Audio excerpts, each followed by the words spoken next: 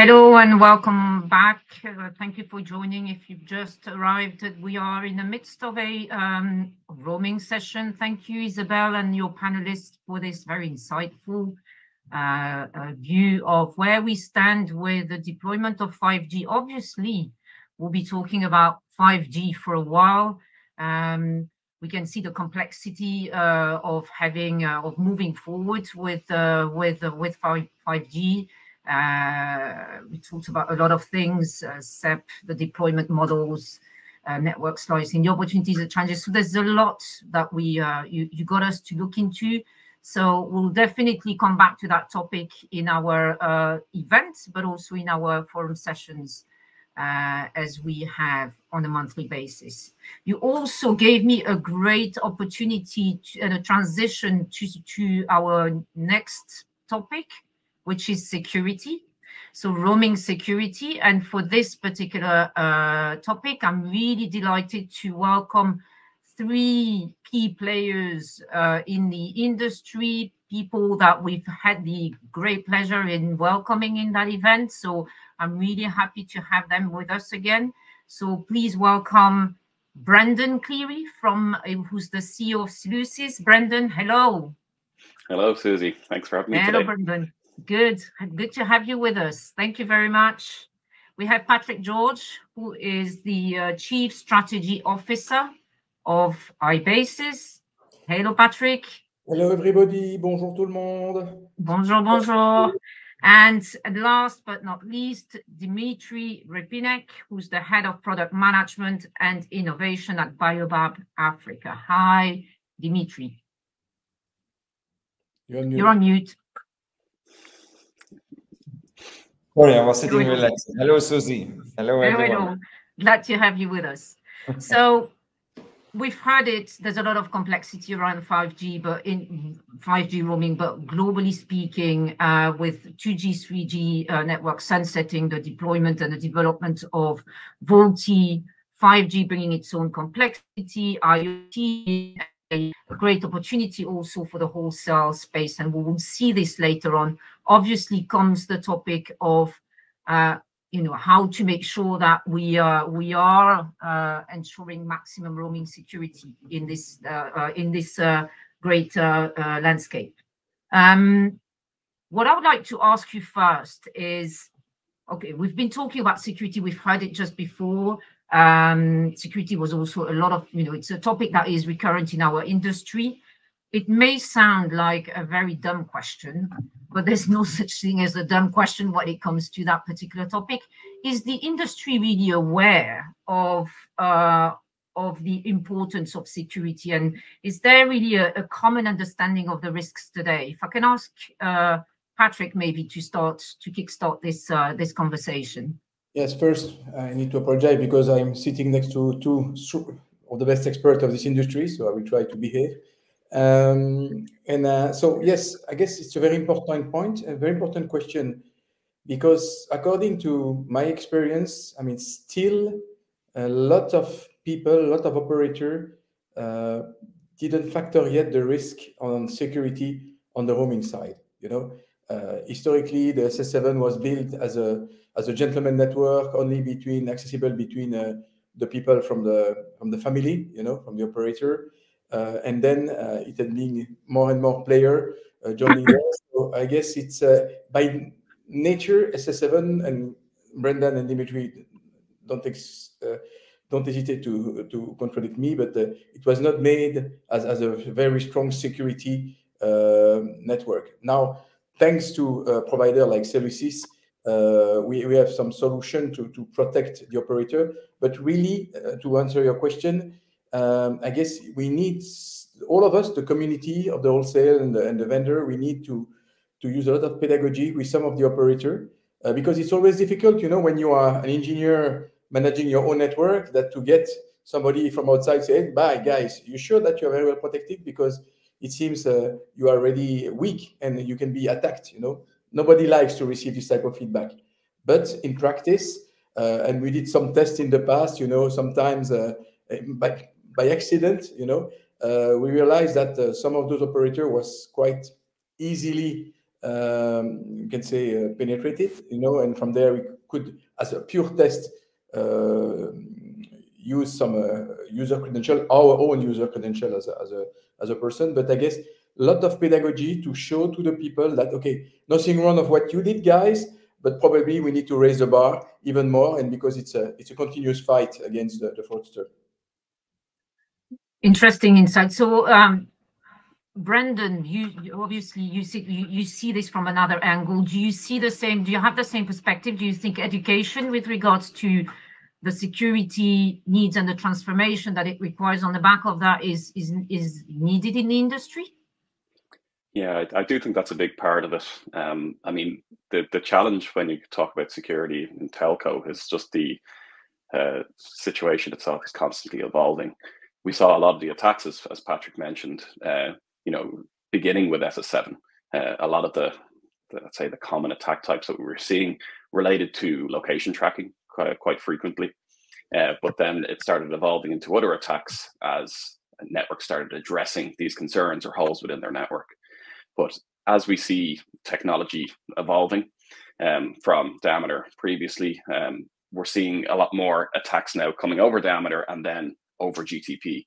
It's almost like a cat and mouse game. As networks secure one side of their network, the other part then becomes more attractive for attacks to come in. So we're seeing a continuation of that now with the launch and popularity of VaultE, with a lot more IoT devices coming out. Everything's changing, and as things change, the attack surface changes as well, and we're seeing a lot more activities on the network. But education, I think, is a huge piece of it.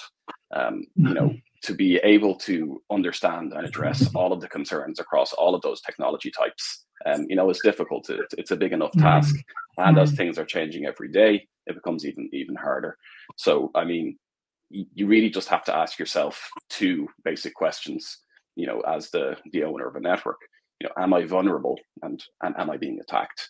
So the am I vulnerable piece is really, I suppose, more theory and network configuration and, what is my network setup look like? And, am I being attacked? Can only be answered with, active visibility on your network or by contracting someone to do some penetration testing on your network itself. So, the education piece and the visibility piece, I think, are really key in really assessing how secure you are as a network.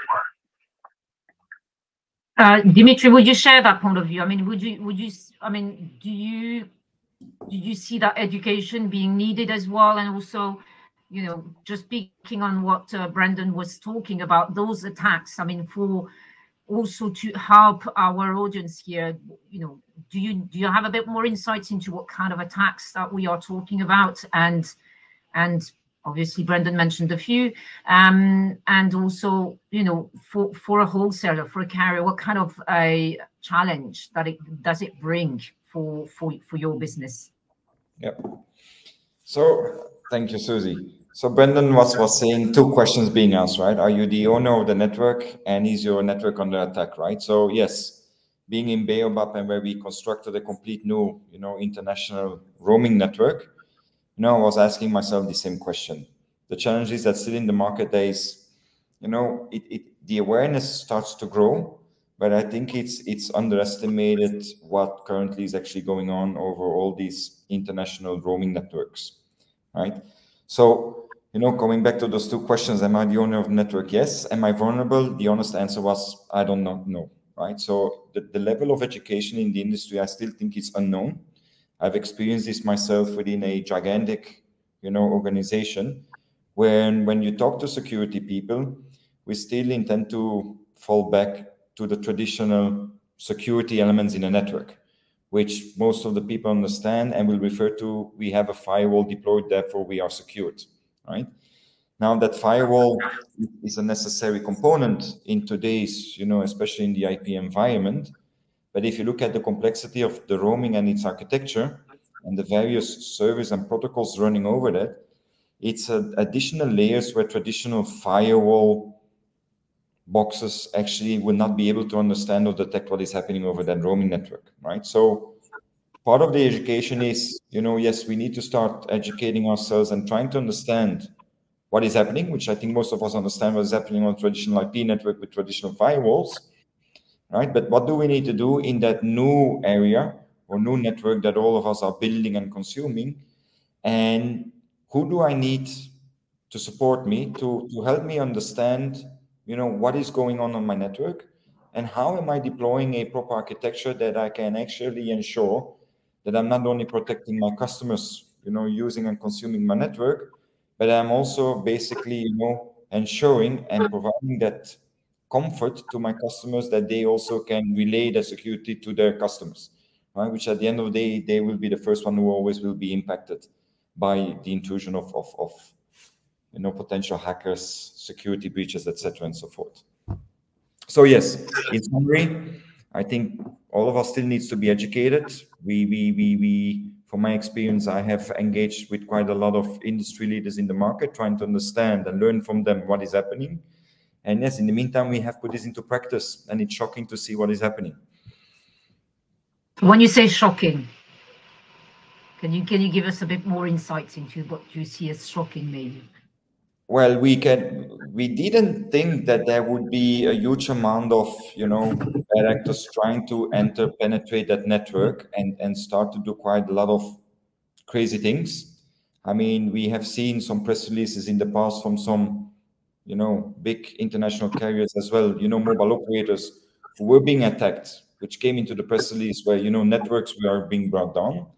But again, working together with our existing partner, first step in that process was actually analyzing and assessing together what is actually going on your network, right? And we started to analyze and assess it on different protocols, or on different service levels that use different protocols. There was a lot of, junk going on, right? Where we then try to understand what is that type of junk doing in our network and what is it causing in the network. And that's why I say it was surprising to see that 10-15% of signaling messages, Brendan referred to diameter or GTP. I don't know if everyone understands what GTP stands for. It is basically protocols, and that you see that 10-15% of those protocols are flying over your network that are not supposed to be there. Right now, how are we going to extinguish this from our network?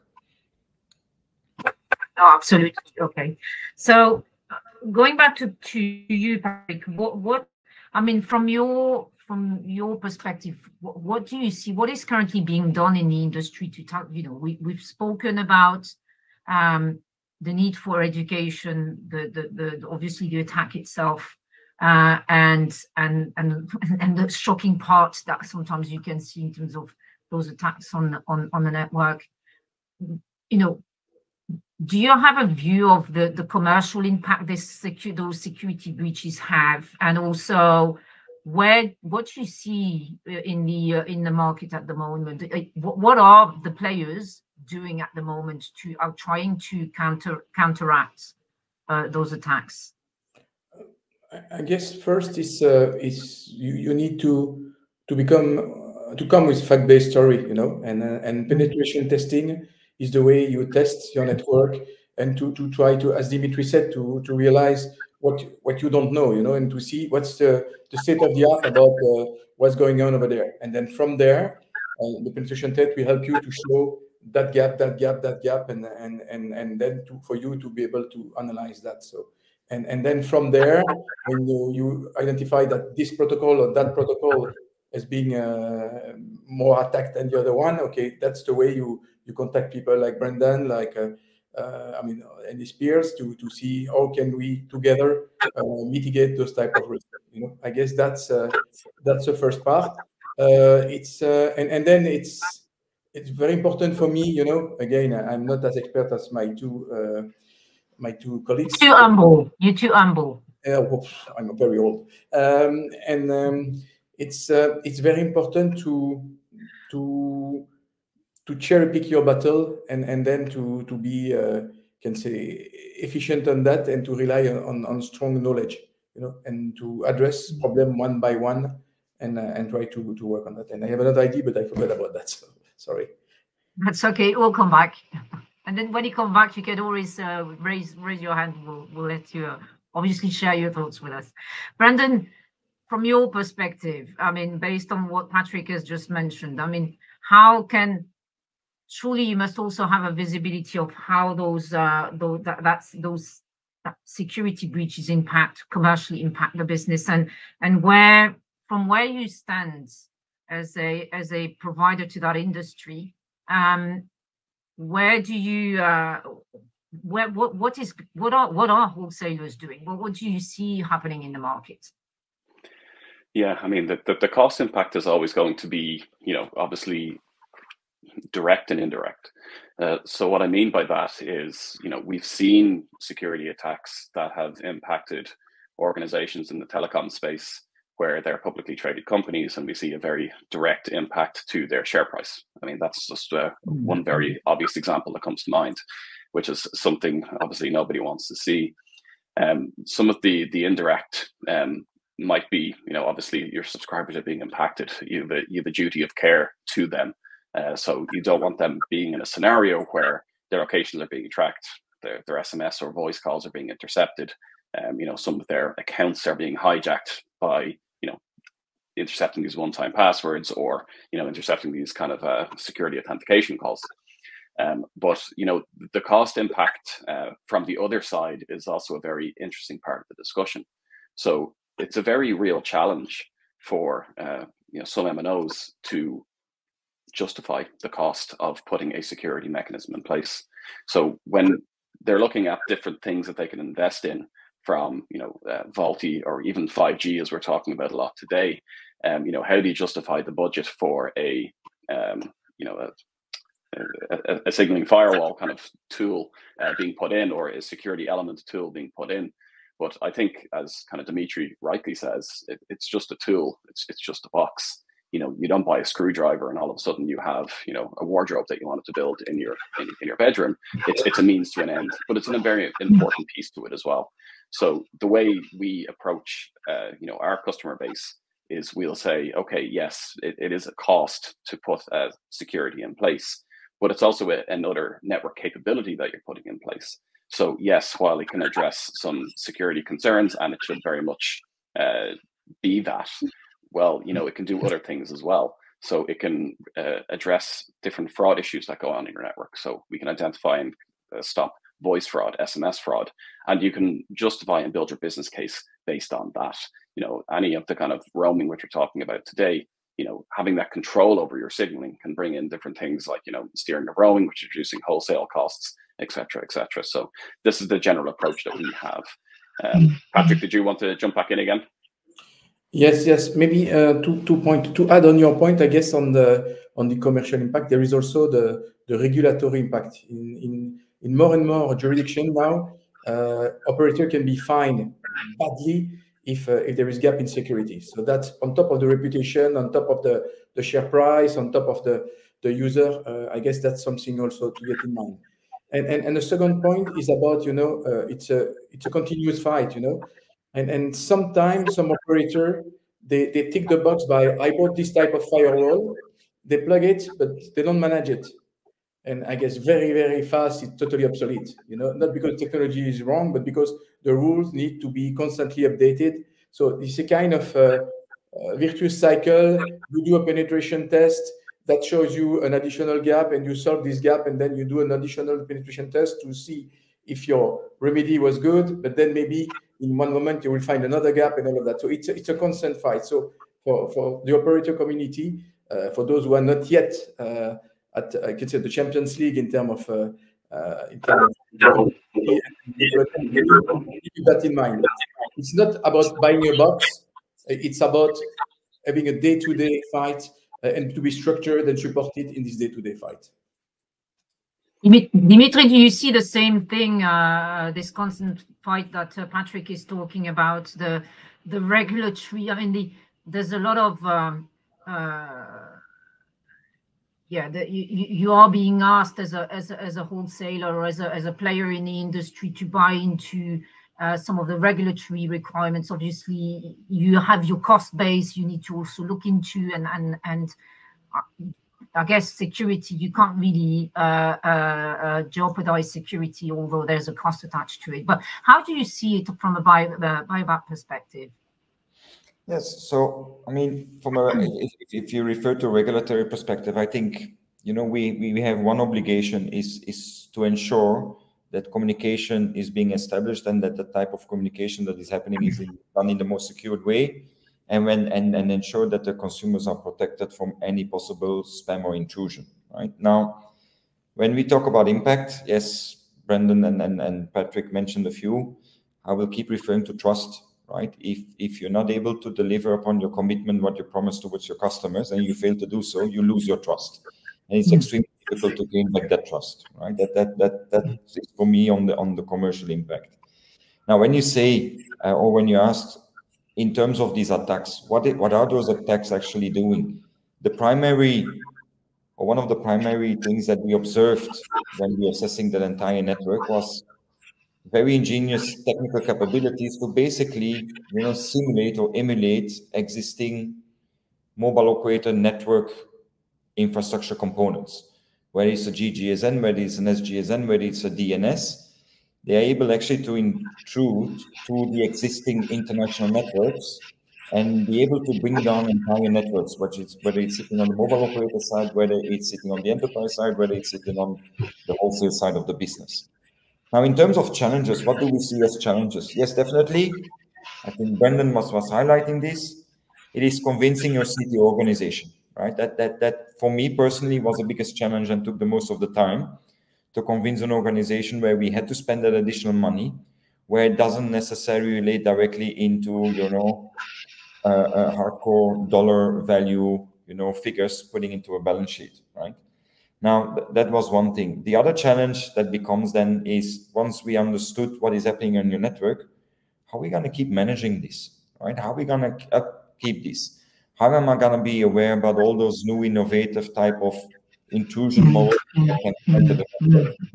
So again, together with a partner, and you will need, and we will all need, external help and from people who are, going to bed and wake up every morning thinking about this. Is then again in my own organization, we started to think and we started actually to create a commercial function which is purely security, and because we understood that this is not only happening once or twice a day, this is a continuous effect day and night, where we need people to actually start understanding what is happening together with our partners, understand what is can it cause a problem, yes or no, make a decision. Once the decision is made, how are we now going to protect our network from this?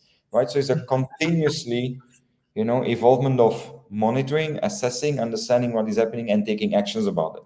And it keeps being a closed loop. Yeah, it comes back to what, to some extent, Brendan was saying at the very beginning of this discussion: this constantly evolving identity of the threat, and the fact that you also need to be constantly monitoring this to update your approach to that, and the trust element is ever so important indeed. I have actually a question for you, Brendan, that came up in a chat. Have you had much success with the cost of not installing a security approach? Yeah, that's an interesting question. Yes is the short answer, but it really depends on where the conversation with a customer might go. So it's possible to do that when you look at something along the lines of fraudulent activities. So if we look at kind of losses by MNO based on voice fraud, it's very easy to put a dollar amount on, not doing anything.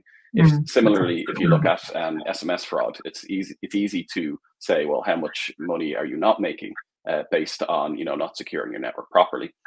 When it comes to general security attacks, it's a little bit more difficult from a dollar perspective to say exactly what will the cost be of doing nothing.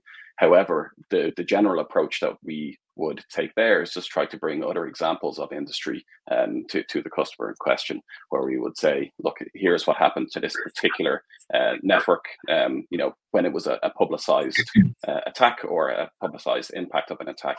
And we can point to the things that we kind of mentioned earlier today, which is, the cost of the share price, the negative press, subscribers, again, having broken trust within their network and perhaps choosing a different alternative within the country. There's a lot of different pieces to this. So it is a very dynamic discussion as well. you know, with things changing all the time. I mean, I think jumping onto what you know, has been said a few times as well with the penetration testing. One of the reasons is because you have new attacks. Another reason is because there's just simply been network changes. There's been a new kind of network element brought in. There's been, you know, a routing change with a different provider put in for the network, and it creates this kind of security vulnerability. So, you know, everything is constantly changing. Dimitri, did you have something to jump in there? Yeah, I want to add to this, to a question of Fiona. So what is the cost of not doing this, and are you successful in this? Yes, I mean, in my organization, you know, serving quite a numerous amount of, you know, operators within the African continent. Yes, there was a challenge to basically convince them that that firewalls needed to be implemented, and if firewalls are not implemented, you will be losing on revenue. That was a general statement. The biggest challenge was, how do we prove that potential revenue is actually not arriving into their bank account, right? And actually, again, we were pretty successful, because you need to, again, with the right partners, start to identify a way how we can detect, because the fraud is happening anyway. We just need to become a little bit more creative on where and how you're going to detect the fraud. That fraud will result basically in potential revenue loss, you know, and that's where you basically build your business case on, which we were pretty successful in actually convincing everyone. Patrick, any comments with regards to this particular question, or the comment that Dimitri just made?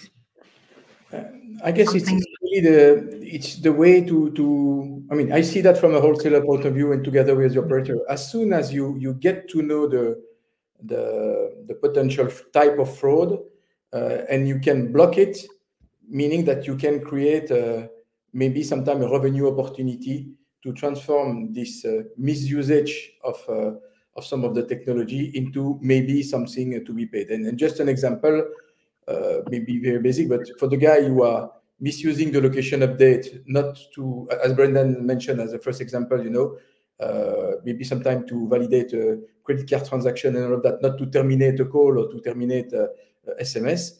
If you can succeed to be able to discover this type of traffic, to block this type of traffic, then you can create a channel, I mean, a wide channel for that with a different pricing, because it has a commercial value for the operator and for at least for the brand who is using it to do that. So sometimes I can turn even into positive, you know, into business opportunity, but not all the case, of course.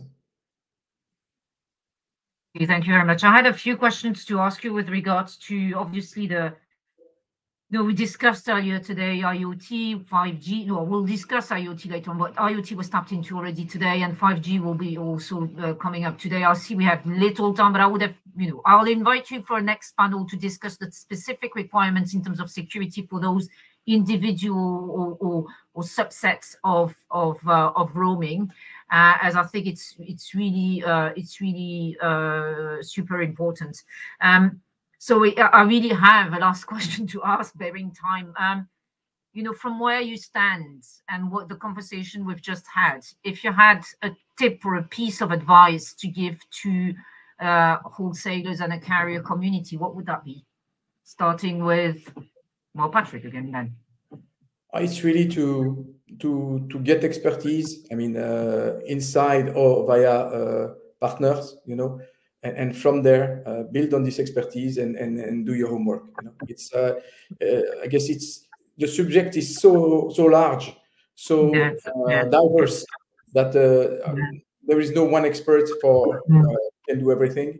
But I mean, it's very complex matter. So don't underinvest on that. Make sure that you have the right advice, analyze, and then a solution and or technical partner for that. It's I mean, put money there because it's worth it.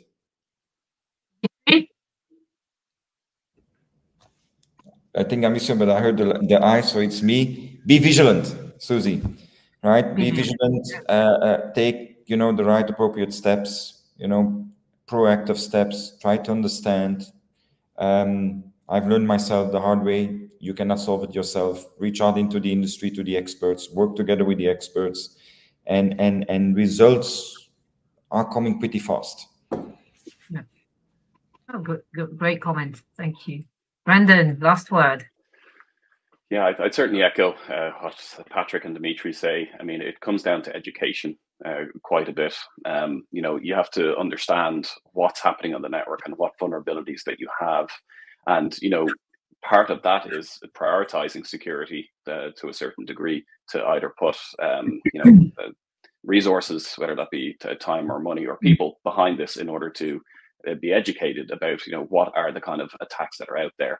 You know, bring visibility, what's happening in my network. You know, you have to understand what's happening first before you could do anything about it. And then the control piece comes in later, which is actually blocking those attacks from occurring. So education and visibility, I think, are key to kind of taking the next step in your kind of security journey. Yeah, thank you. So education, visibility has come a lot in this particular panel. So thank you very much for sharing your thoughts, your views. As I said, there's far more that we could discuss, and I'm really eager to carry on this conversation. So we'll do another. We'll have that again on the agenda, and we'll make sure that we'll carry on this discussion. I'd like to warmly thank you for your insights and this interactive session. And we'll definitely talk about security soon again with you guys. Thank you very much. Thank you, Susie. Bye-bye. Thank you. Enjoy.